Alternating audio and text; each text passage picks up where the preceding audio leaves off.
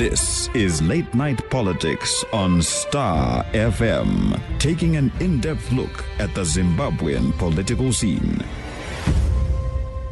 My name is George Msumba and it's Late Night Politics, and tonight we are talking about Harare Central, and two candidates have so far thrown in their heads to contest the Harare Central seat, which is currently being held by the MDC-T's Murisi Zwizwai.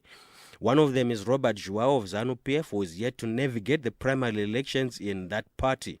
Tonight, though, on Late Night Politics, we have in the studio independent candidate Linda. Linda, welcome to Late Night Politics. Linda Masarira. Thank you very much. I always prefer my full name, Linda Tsungirirai Masarira. Why? There's that Tsungirirai aspect of it, that I'm a fighter and a kashinga, you know. So I don't want my Tsungirirai to be left behind. Okay. Thank you very much. So you want us to say, why Tsungirirai? What does it mean for you? You are a woman, you are an activist, you are also aspiring for political office. The name, what does it evoke? We've been running a series with women politicians, and maybe we can get to understand what drives you. For me, Tsungirirai means to persevere, to stand strong. And this name I was given by my grandmother the day I was born. Unfortunately, she died after 7 days when I was born. And I realized that name has got a lot of meaning in my life. It's actually my driving force, because every time I feel like I'm getting tired, I just say to myself, no, so it defines me and who I am and what I stand for. What are some of the issues that really get you down, that you say, okay, I want to throw in the towel? I never get to the stage of saying I want to throw down the towel, but sometimes I really get depressed about Zimbabweans' attitude to the things that affect them, to the situation on the ground. I mean, where in the world would you find people sleeping in a bank queue? But it happens here in Zimbabwe because maybe primarily people are politically literate, politically ignorant. They think they are supposed to be accountable to the government, yet the government is supposed to be accountable to them. So at the end of the day, I say, if I don't start the baby steps to changing the political culture in Zimbabwe, who will? You know? But why is there apathy or lack of action according to your perception? Maybe you have studied, maybe you have asked them in the bank queues, why are you so patient? From my own realization and my own study and survey, I've realized that Zimbabweans are traumatized. Most Zimbabweans are actually traumatized. They live in fear of the unknown. They can't even fight for their own fundamental human rights. We look at water. Water is a basic human right that every human being should get. But you find that here in Harare, the water that we drink was condemned.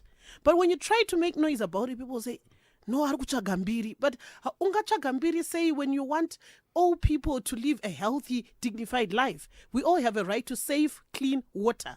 But people, maybe because of ignorance, they don't know that it's a right. They tend to just withdraw and say, chero zvaita, chero ndararama. But at the end of the day, people have to fight for their rights. They have the right to clean water so that they also lead healthy lives. But it seems that Zimbabweans are just concerned about the day, and we have tended to be a selfish, greedy lot, which is egocentric, and our lives revolve around our spaces, our homes, or around us. Unlike the yesteryear generation, which could sacrifice to go to the war of liberation so that we could go to school, so that we could be educated. But the generation we have today lacks ambition. They don't know whether they are going or they are coming, and they're not motivated by anything. I would actually expect the generation of today to actually say, we have to create a better Zimbabwe for future generations to come. But it's all about self. And Zimbabweans need to move away from those selfish tendencies and start being selfless for the sake of the future generations to come.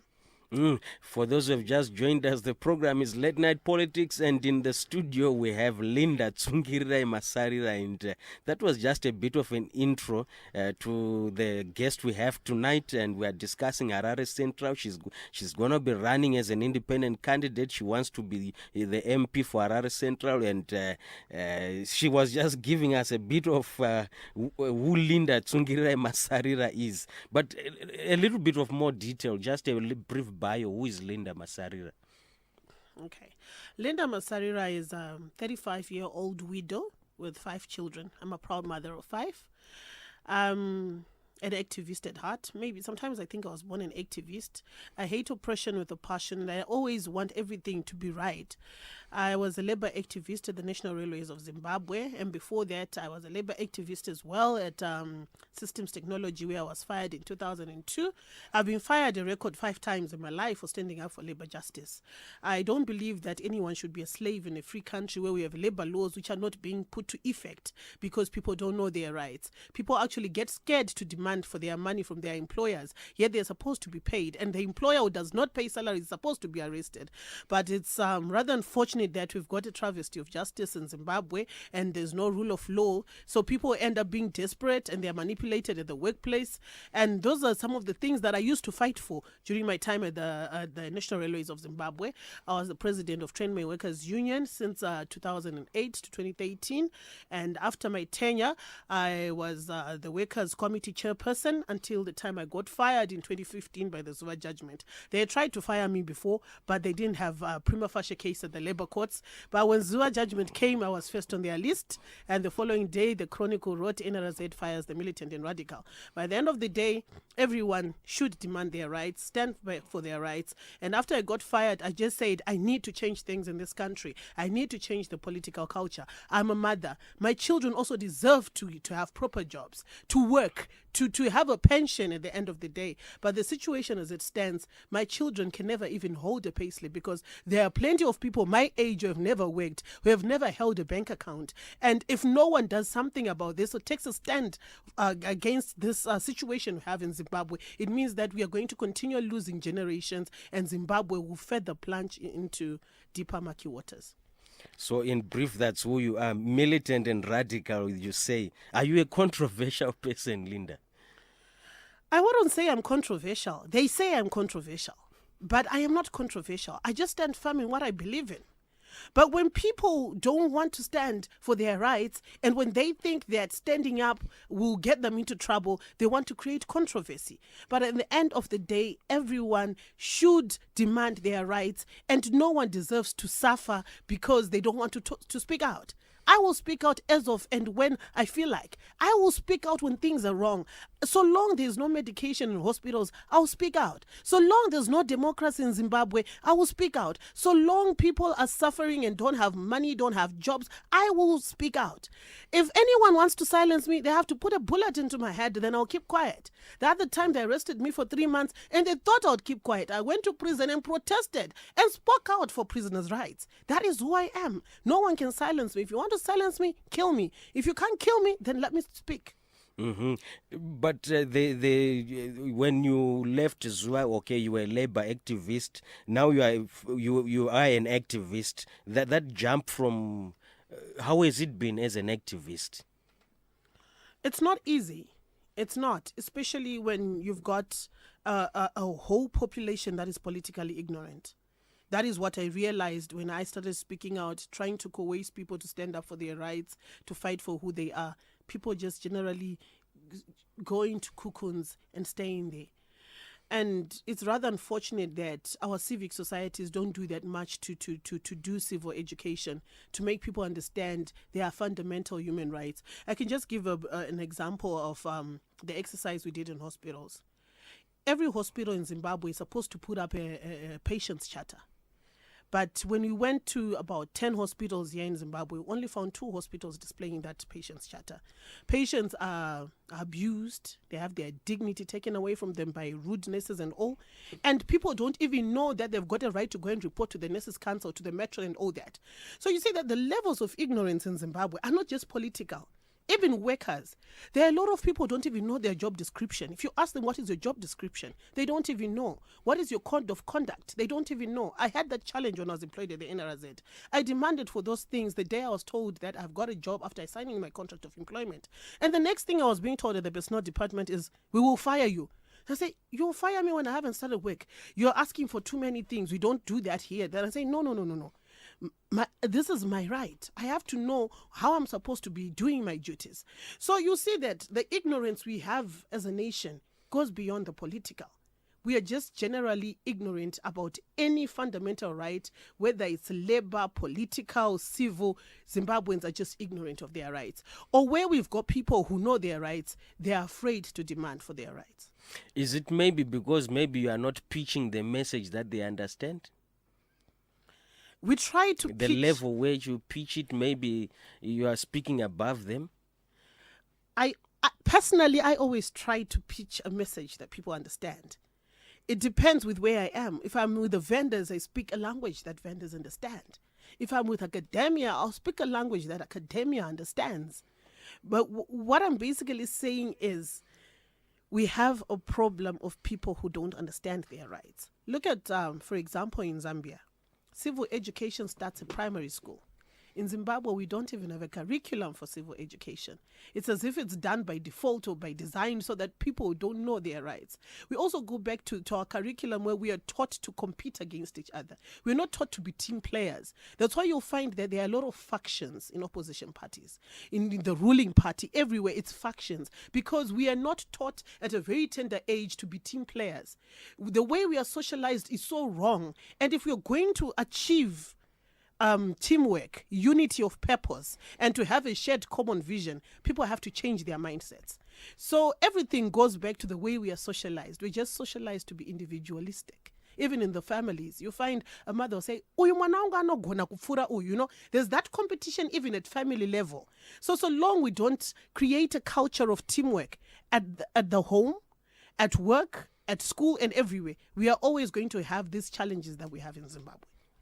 The program is Late Night Politics. Interesting. We have another woman candidate. She will be running in 2018 in Harare Central as an independent candidate, Linda Masarira. She insists that we use the middle name Tsungirirai and we mustn't separate Linda and Tsungirirai.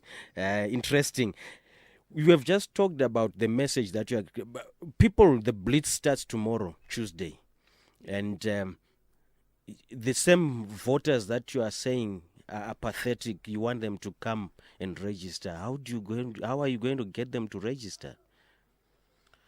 As for me, with my People campaign, which is dubbed Together We Can, I've been going on the ground trying to motivate people to go and vote. It hasn't been easy. People are very apathetic because of what they've gone through. A lot of them complain that we've had the same MP for the past 15 years and he has not delivered anything. And why should we vote for you? So, you have to spend an hour to 2 hours trying to convince them that you're different. And the other challenge that we was facing is that a lot of people don't have IDs. And when they get to the registry center, they're told to fork out $10. So, but we've been trying to make sure that people go to vote next week. We have initiatives of ferrying people who don't have transport money to go and register to vote. And I still have my team on the ground, which is working tirelessly to ensure that people go and register to vote. Because you are an independent candidate, unlike a political party, they may have more resources. How are you going to cover the whole constituency? How do you intend strategically to reach the thousands of voters that you expect to vote for you? Because the political party will just hold a rally and they'll bring everyone there. But I suppose for an independent candidate, it's different. What are some of the challenges that you face? As for me, the constituency is not that big. Harare Central is a very small constituency because we're talking of Harare Avenues area, we're talking of part of Eastleigh, part of Milton Park, we're talking of Arcadia, we're talking of St. Patrick's. So it's not like really a very big constituency that you can say you need hundreds and thousands of dollars. And I've had a lot of partners who are helping me and assisting me with funding my People campaign. And I think the only challenge that I have right now is voter apathy. That is what I can complain about right now. Otherwise, everything is in order. Yeah. When you look at the makeup of that constituency, at least for you, unlike some, let's say, for instance, Harare East or Harare North, there's a dilution whereby you have a high density and low density in the same constituency. For you, I think it's the same class, middle class, so to speak, the former middle class. The message should be easier to pitch. Not quite. Not quite. You'll be shocked to know that there are a lot of squatters in the Avenues area. If you haven't been down there, you won't really know what's happening there. The Avenues area, when it's nighttime, that's when you really see what happens in the Avenues area. It's so densely populated, you'll be so shocked. So I have to have a different message for those people. And I also have to have a different message for the colored population, because they have got their own issues and their own things that they want to be addressed. So I actually have 3 different messages from my constituency.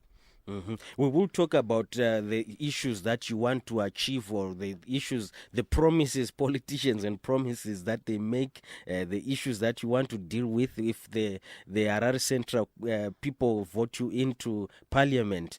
But there has been also the issue of activists and funds, and I think in the past few weeks it has become it has been controversial to say, and it has also demoralized people who used to support activists and funds, that imi maactivists muri kuzviitira mari, muri kudya mari dzinenge dzapiwa nemadonors. Chii chiri kuitika panyaya dzemari apa?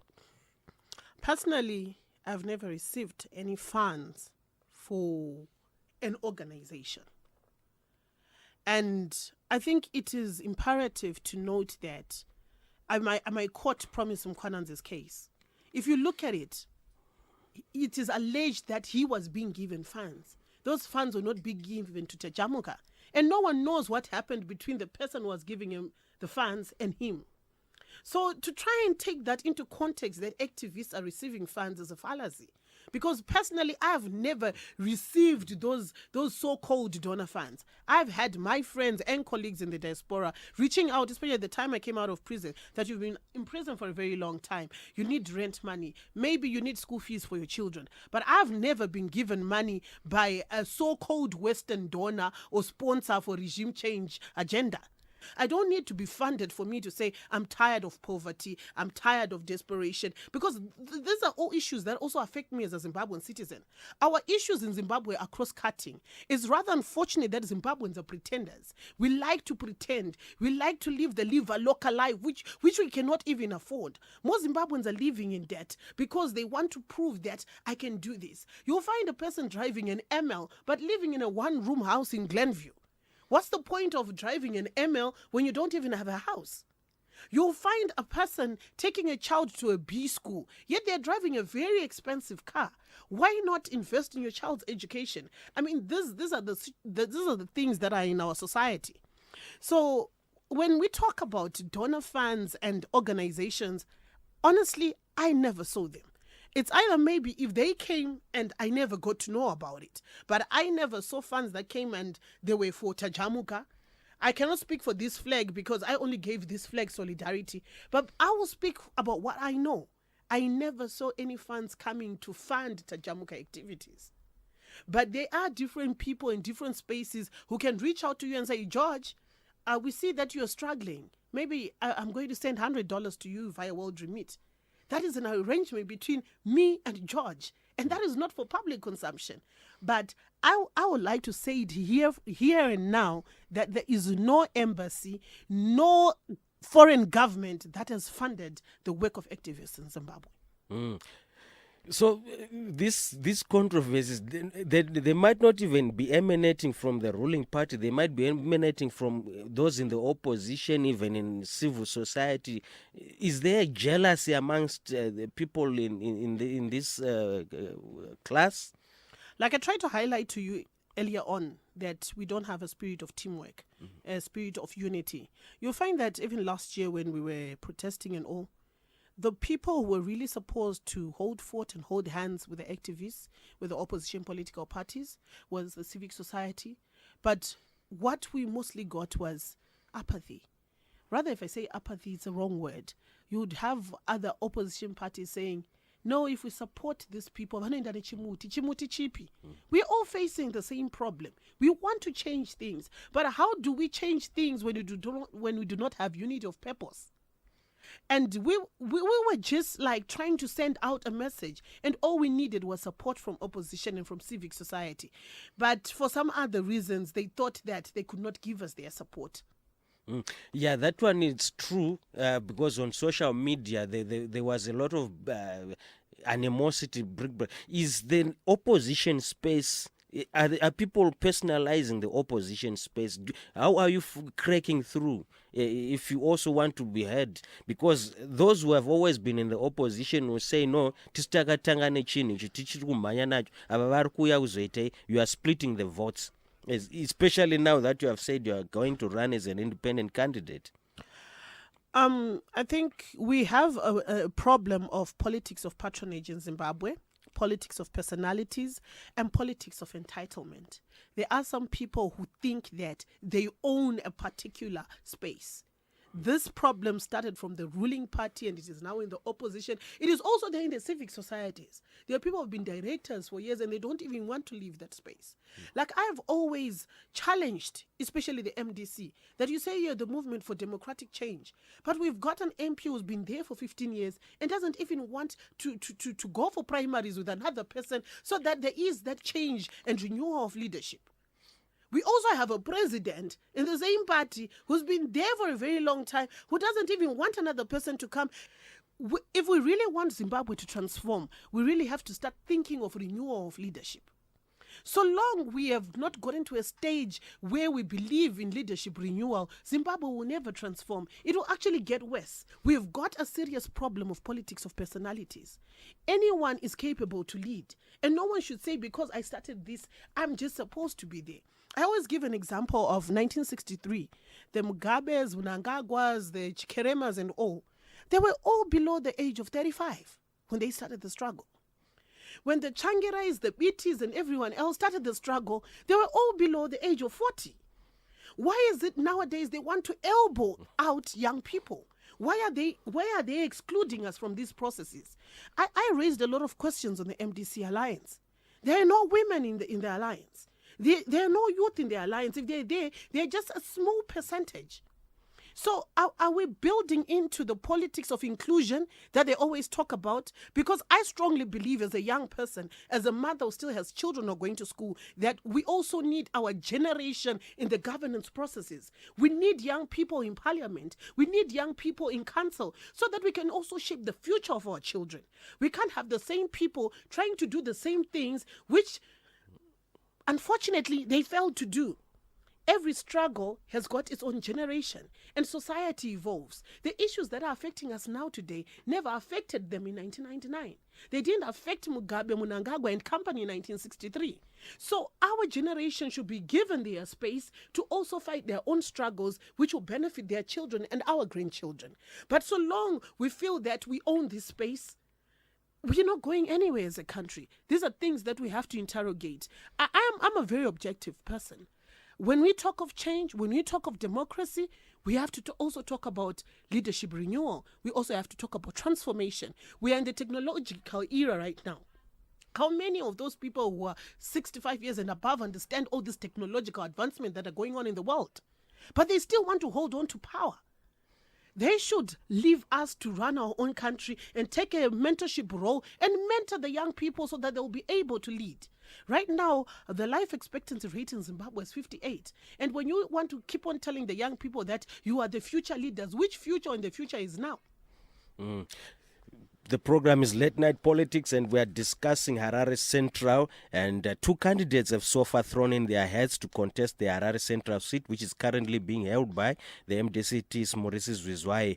One of them is Robert Zhuwao of ZANU-PF, who is yet to navigate the primary elections in that party. And tonight, though, we have Linda Masarira. She's an independent candidate, and she has thrown in her head to say, I'm going to run. You had your unveiling. How did it go? Why did you particularly do a shindig or an event to say this is my candidate? And how did it go? The launch, rather, it wasn't a launch because I'm going to launch October, the last weekend of October. That is when I'm going to do my manifesto launch. That was an announcement of my candidacy as an independent candidate, because earlier on I was a PDP member and I had been unveiled as the PDP candidate for Harare Central. And when they went into the negotiations and everything for the MDC alliance, we don't know what happened there, and there had been a lot of confusion, factionalism in the party and all that. And as a person who serves the people, I didn't want to spend my energy and waste my time on factional politics, because there are a lot of issues that we're supposed to be dealing with. People are tired. People want change. But when they see the very same political parties fighting each other, having these factions within, they lose confidence in whatever message that we want to preach. So I went down into the constituency and started speaking to the same people that I'd been speaking to when I was trying to meet the people and get them to vote for PDP in the next elections. And as I was talking to them, telling them what was going on and everything, and most of them said, no, we want you to run. Why don't you run as an independent candidate? So I had to set the record straight, because most of the information that was on the media was I was running for People's Democratic Party. So I did the announcement to say I am no longer running for People's Democratic Party. I will be running as an independent candidate. So you are now out of the People's Democratic Party. I am now a friend of the party. Which side was there? Seems to have been a split now. There's Mrs. Lucia Matibenga that side, there's Tendai Biti that side. I am not really sure about that, but I am with the People's Democratic Party, which stands for the original ideology of People's Democratic Party. And I've said I will remain the friend of the party, but I have to do this for the people in the constituency who have asked me to run as an independent candidate, because they believe that I'll be able to deliver that which they want. Are your sympathies with BT or with Matibenga? With my Matibenga. So you were against the alliance? I wouldn't say that. I believe that a coalition or an alliance is in order, but it is the way that it was done. I'm one person who likes order. But when things are done behind closed doors, things are done in secret, and there's no transparency about the proceedings, and there's no proper framework, you know? When we are saying we want to unite people, the people who are going to be united need to know the terms and conditions of that alliance or coalition. But that has not been spelled out till today. So, you know, the mistake that our leaders are doing is they forget that we are a more informed generation. We are different from the yesteryear generation, which would just wait to go for a ballot and look for the hand or look for the jongwe. People now want solutions. They want to see that aspect of accountability, of transparency. But now, looking at women in politics, I had Priscilla Misairambu Mshonga, and I think when the program aired, and she got a lot of flack. Women, what are some of the issues that are raised? Instead of looking at the issues that you have, people will now start throwing personal brickbait. What, as a woman politician, are things that you feel are unfair, or they are not supposed to be brought down to the arena of politics? The sexist statements. You know, I don't even know what is wrong with us Zimbabweans. When a woman shows her intention to run into politics, the next thing that they're looking for is she married? As if marriage is a qualification for a person to run for a political office. How many children does she have? How many fathers sired those children? You know, and I'm shocked a lot of times I read online people saying, Linda has got 5 children and 5 different fathers. You want to, where did they get this? You know, it's the intimidation, the harassment. But I think sometimes when you're on the ground and you're there, you just tend to say, you can say whatever you say, but I'm not going to stop doing what I'm going to do. You'll find that a lot of male politicians have got a lot of extramarital affairs, but they're actually called heroes. They have people clapping hands for them for that. They sire children left, right, and center. They are made heroes because of that.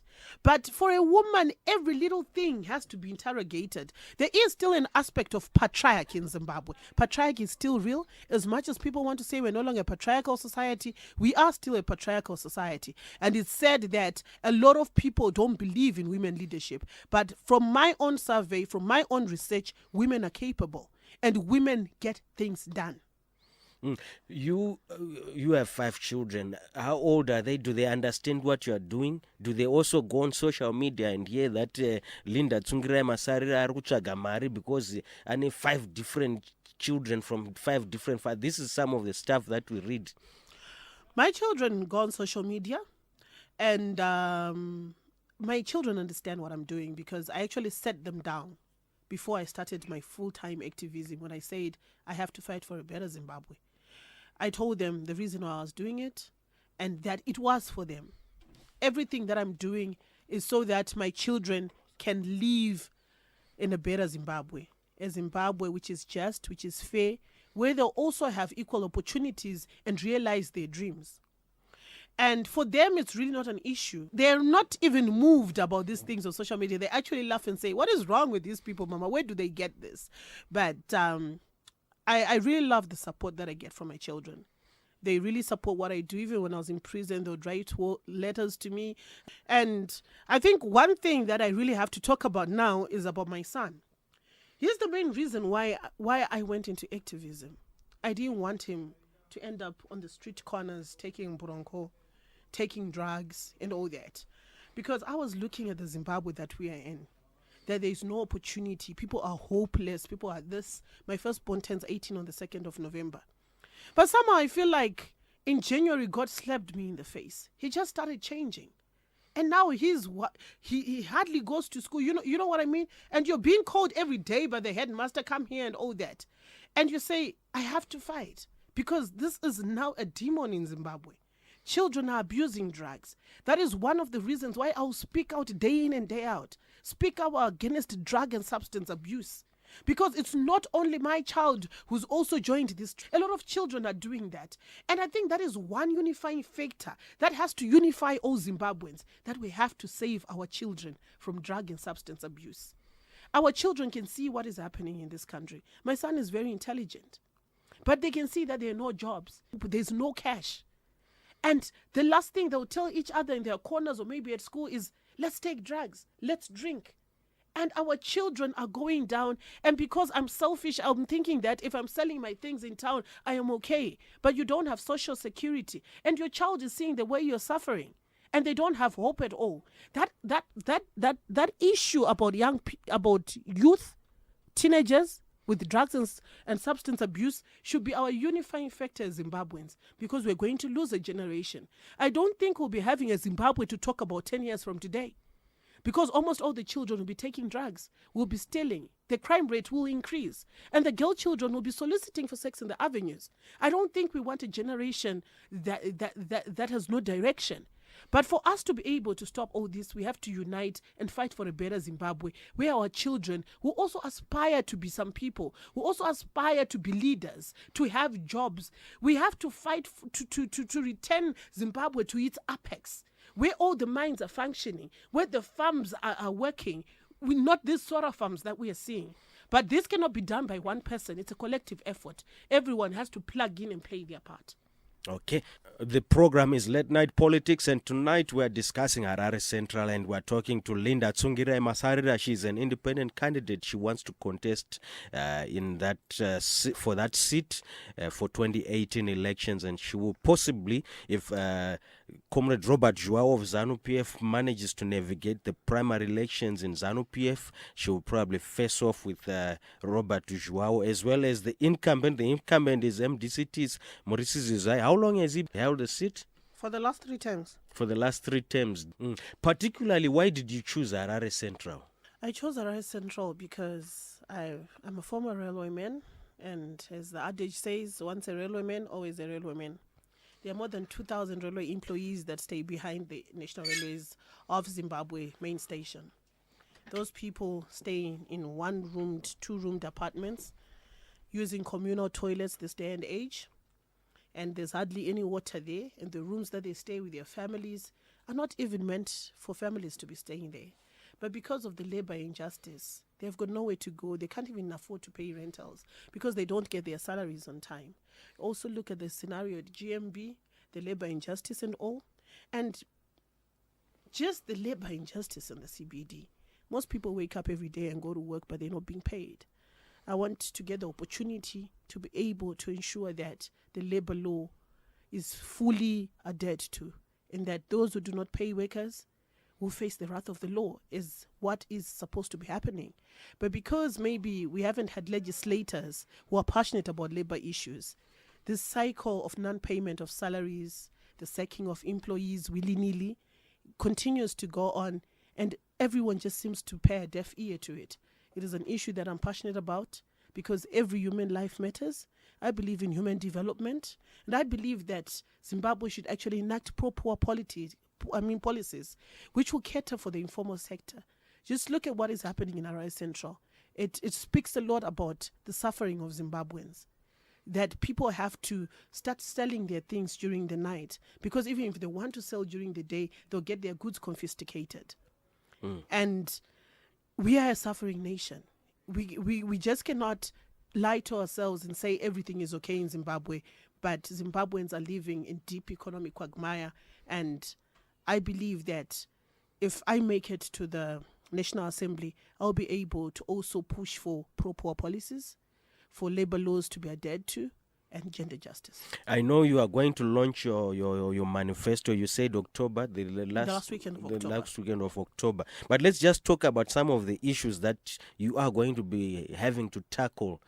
Maybe working with council, because it's also a metropolitan area. You'll be working with the councillors and so forth.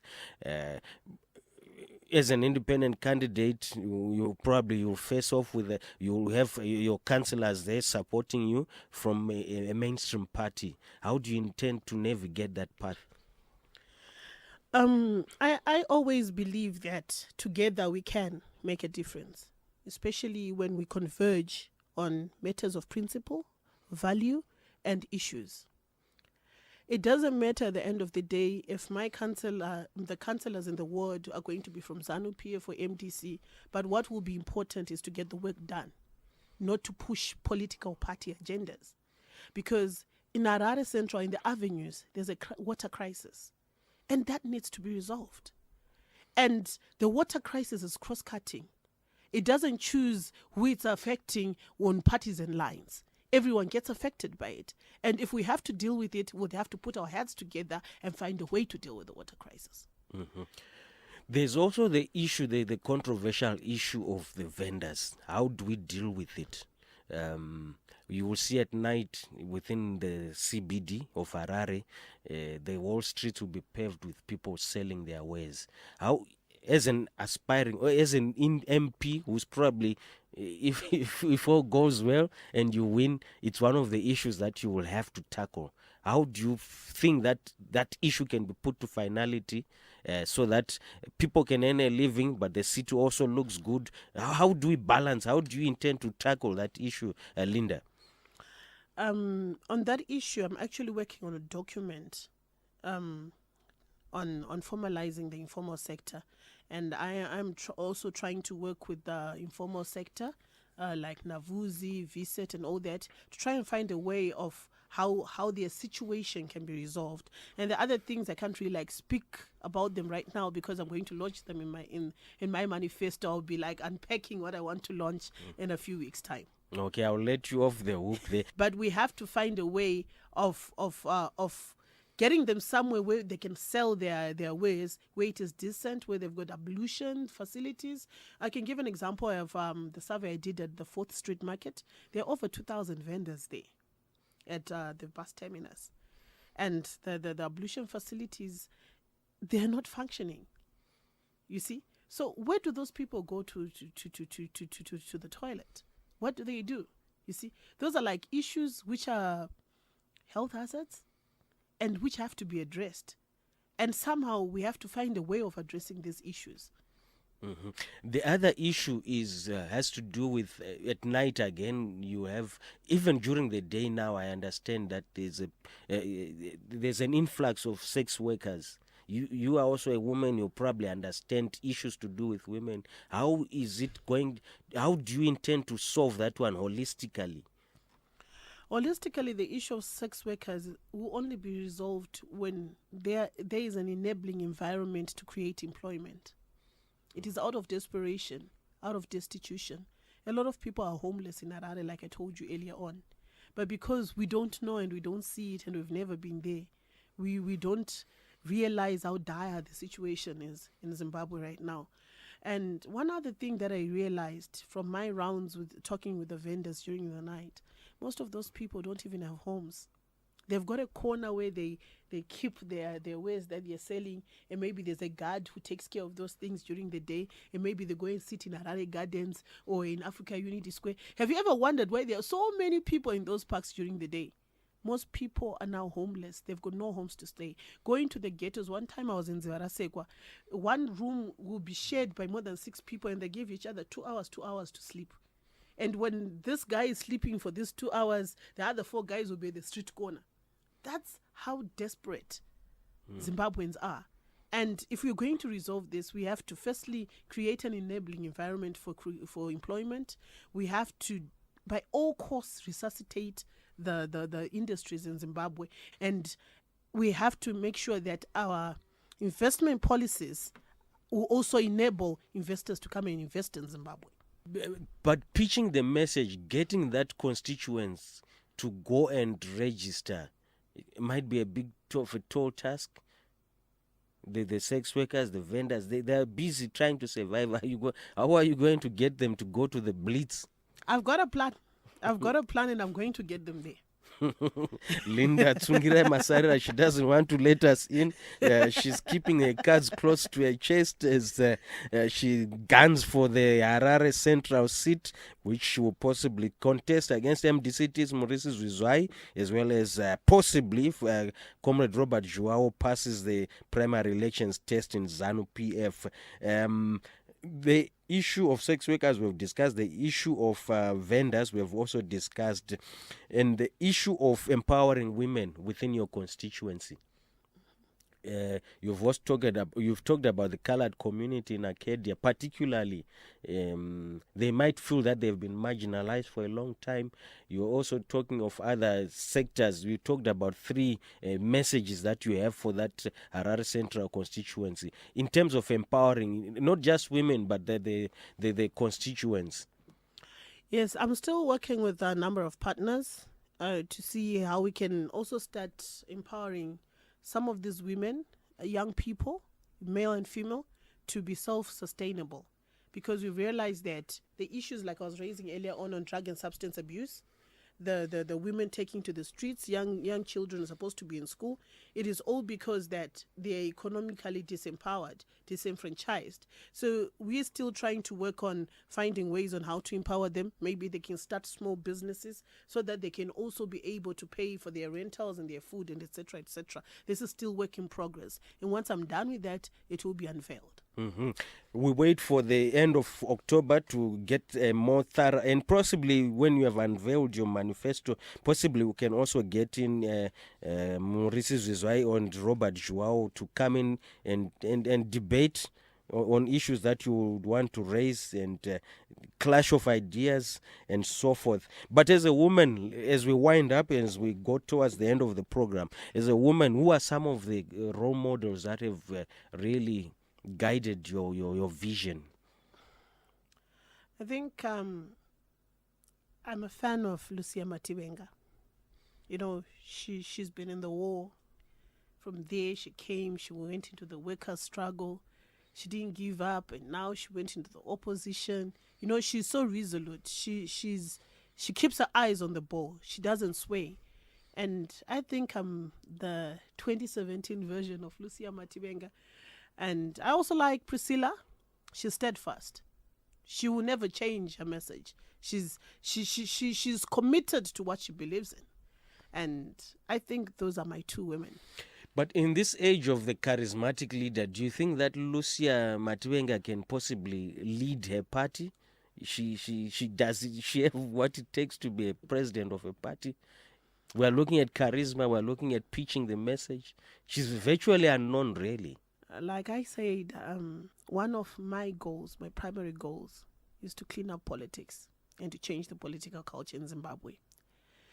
Atingarambe tichimba the same song, tichonota iskutambika.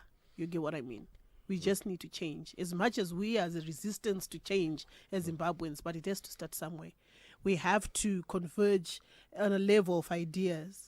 We have to learn to start cross-pollinating ideas and start choosing leaders on capability, not on how popular they are. We have to start looking at our candidates, whether for council, for parliament, for presidency. That are they the right people? Are they capable of delivering? You are running as an independent. Do you think that sometimes you feel that you need to play politics in order to gain the support of certain sections of these established parties? You know, I always answer this question, though you didn't ask me today. I'm an activist. I'm not a politician. And I am going to take my activism to the National Assembly. I want to see things being done. We're tired of politics that has made a lot of Zimbabweans destitute. And I believe that sometimes we just have to be candid about things and how we're supposed to be going forward. Zimbabweans cannot continue to suffer because of politicians playing politics. We just need a paradigm shift in the way we do things so that we can revive this economy. We're never going to revive this economy so long we're still playing dirty politics and trying to position ourselves in positions of self-aggrandizement and power. We now need leaders who are dedicated, who want to transform and change the situation in Zimbabwe. And that is what I stand for. I just want to see a better Zimbabwe. Even if I don't make it into parliament, I'll keep on fighting, I'll keep on pushing, and I'll keep on pressing, because every Zimbabwean deserves a dignified life, and they should get that. Do you have a thick skin? Do you have good shock absorbers to withstand all the criticism? Some of it is not constructive. It's really, do you have the shock absorbers for it? If I go on Facebook or Twitter or WhatsApp and I don't find anyone criticizing me, I think I'll get sick. I have to look at my phone and say, okay, this was saying this today, then I laugh it out. You know, I'm already used to it because I understand that there's no one who's perfect. And people have to be criticized. Although Zimbabweans don't criticize, they insult. But that's just who they are. Or they think that it shows how macho they are, or how they can interrogate issues. But at the end of the day, we just need a little bit of tolerance. We just need to be tolerant of divergent views, because every view matters. We can't all have the same view, but it is critical for us to be able to critically analyze situations, critically analyze our leaders. But I think insulting each other, it's a bit backward. Hands Morgo split votes for the opposition in my independent candidates. Your response to that? I know when Fadzai came on the scene, she was the first one to throw her hat in. Morgo split votes for the opposition. I always respond by asking whose vote, because every person carries their own vote, and a person will go and vote for who they want. And I just cannot sit back and watch people who have been failing to deliver just continue to put their card in the hat and going back and not doing anything for the people, and the people always wallowing because they are supposed to be the godfathers of the opposition. It just doesn't work that way. I believe in democracy. I believe in change of leadership, renewal of leadership. And I actually believe that we need capable leaders. We can't keep on singing the same old song or continue with the same negative, repetitive behavior. We need to transform Zimbabwe. Finally, Linda Masarira, your final words to your possible voters in Harare Central and Zimbabwe at large as we close the program. My message is, you are the change that you've been waiting for. No one can fight for a better Zimbabwe more than a Zimbabwean. You alone know the situation that you are in, and your vote counts. Your vote will make a difference. If you don't vote, someone is going to vote for you. The only hope that we have is our vote in the coming elections. Go and register to vote, and make sure that you register. Thank you to Linda Masarira. She insisted that we use the name Tsungirira. She says it encapsulates who she is, a fighter. And tonight we were discussing Harare Central, as she is one of the candidates. She will be running independently to try to secure Harare Central in the National Assembly. And it was an honor to have you on the program discussing a wide variety of issues. I know that we'll possibly talk more when your manifesto comes out. But first, let me thank you, Linda, for coming through to Late Night Politics and just giving us a snippet of who you are and what you stand for. And we hope our listeners at home, you enjoyed the show. And catch me again next Monday for another Late Night Politics show as we bring you other guests to discuss issues to do with politics in Zimbabwe. Linda, once again, thank you. Thank you very much. Have you registered? I registered. I think I registered on the second day on the voter registration. Okay, for our listeners at home, they go and register to vote at the nearest center where you can make your voice be heard in 2018. For me now, a good night and catch you again. You've been listening to Late Night Politics on StarFM, taking an in-depth look at the Zimbabwean political scene.